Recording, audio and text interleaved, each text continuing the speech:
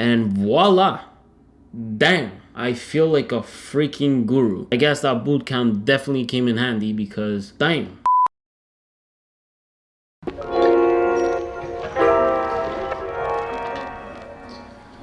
So, I'm going to be explaining what is it exactly that I do. Everything pretty much started on Instagram. Welcome to my 100 days of code. That was like the very first post I ever did. And I started learning how to program. So I started learning HTML, CSS, JavaScript, and it was all done through a platform called Treehouse. I absolutely loved this platform. Along with that, I was also using W3 Schools. I'm sure you guys know about this. There you go. So this tool is so good. If you want a free resource to learn how to HTML, CSS, or JavaScript, PHP, this is pretty solid. I really enjoy this, along with some YouTube channels like Traversy Media, the NinjaNet, Derek Banas, and you guys know the rest. These guys are absolutely amazing. So going back to what I do. So I started just like sticking code into Instagram and talking about what I was learning, and it's been absolutely insane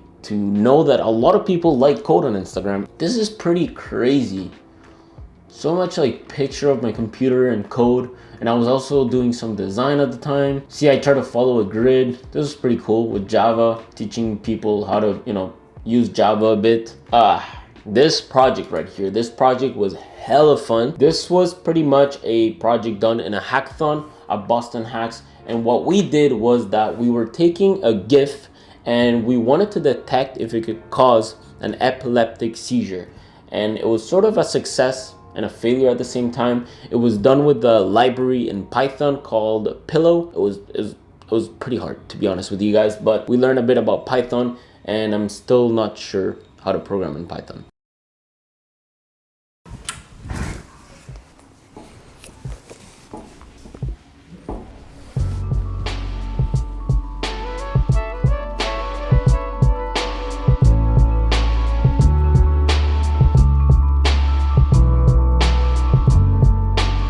So I've been coding for a while today. It's been like an hour and a half, and I finally think I've been able to resolve my Contentful system in a way that I am able to display all the content I've made on Contentful and display it with React. This is a Contentful post. I don't know, I have like a few posts right here, as you guys can see.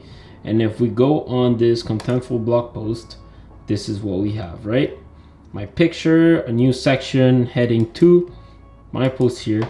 And if we go on the localhost, boom, that's exactly what we've got. And it's pretty cool. I've been using GraphQL to actually do my requests, and this is what we get. This whole code right here, this thing right here, I'm pretty much calling this right here. If we go on data at the bottom, all this right here.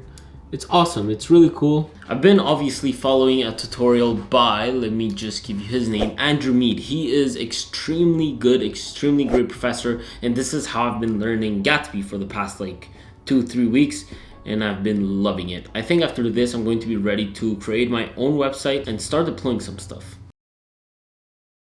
I quickly want to show you guys what the final outcome of the Gatsby bootcamp was.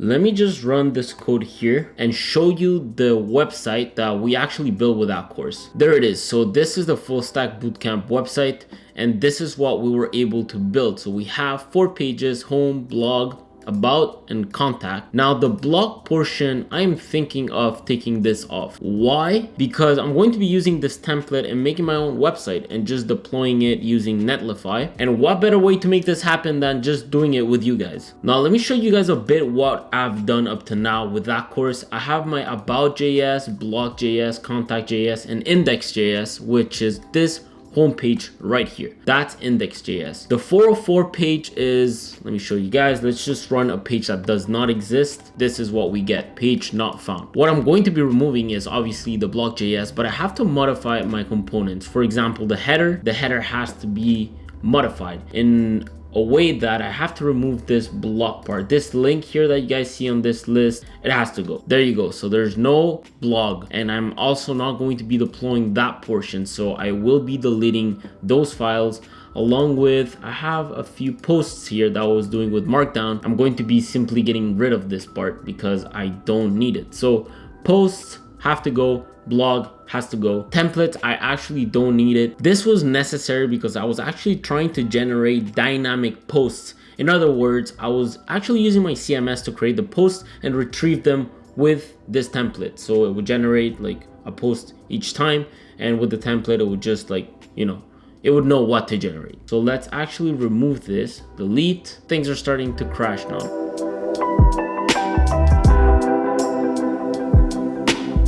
A few moments later. So here's what I'm thinking. First time I'm going to be doing this by myself. Maybe if I create a SCSS file for this about and target these components, I could flex these two components. Maybe if I insert an image here.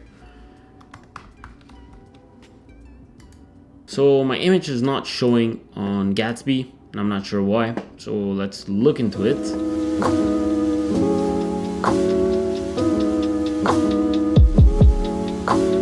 I'm gonna have to kill this because it turns out I have to download some plugins to make that image pop. So let's npm install these things here, copy. Then we can go to Gatsby config where you actually put all your plugins. That should do it. And instead of using data, we have resources. So that's where we're going to be taking the images from. There is my query. Now what I can do is I can simply try some things out. So let's go here. This receives props where we get props.data dot image sharp dot original dot source, and voila. Damn, I feel like a freaking guru. I guess that bootcamp definitely came in handy because damn. Now that we've got this image on our site, it's definitely too big. That's what she said. But I think I can query this image and give it some width and height. If we use this query, as you guys can see, it works right here. We get a new source, I guess, with the new dimensions we've given it. Boom, look at that. Definitely pixelated. Now I'm thinking of creating an SCSS module in order to sort of modify this thing. This part right here, what I'd like to do is wrap it up in a div like this and give this a class name equal to, let's just call this wrapper. But now with that, I obviously need an SCSS file.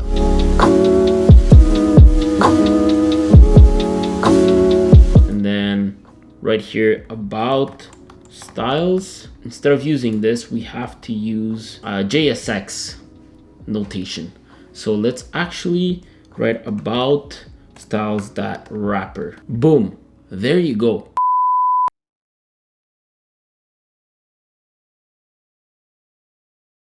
I went right ahead and I changed a few things on my pages. Well, just a few words like this right here. I changed the about me. I'm not going to touch too much. I'm just going to leave it like that. I know it sounds a bit egotistical, to be honest with you, but I'm not quite sure what I want on this section.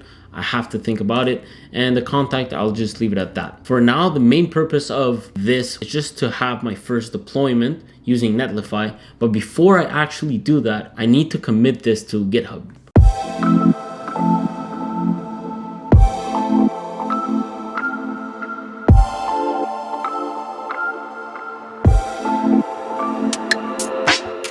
Alright, so I went ahead and pushed this to my GitHub. If you guys take a look right here, we have all the files that we needed here.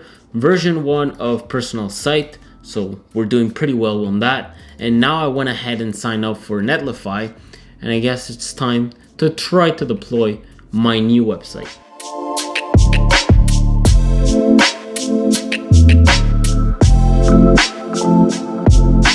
Voila! Our website is up and running. So we have right here the URL for my website. Let's copy paste that and boom, there you have it, guys. So it's now online. Pretty happy about that. But I do have a custom URL. So I have a custom domain that was provided to me by Hostinger. So I should probably use that. So after digging for a while on Google, I've actually sort of figured it out. So I actually have to update my name servers that were actually provided by Netlify. I went ahead and did that, and here you go. You guys can see Netlify DNS. The only issue is that it actually takes 24 hours, believe it or not, for this to update. So right here you have my old website, my old ugly website. For now, this is what I have working. This link right here, this URL, and I actually went ahead and updated my title right here to my name, obviously, because before it used to be Full Stack Bootcamp, and I went to the site metadata and I was able to recommit and repush right here into my deployment. And I guess now we can say that I've finally deployed my first website.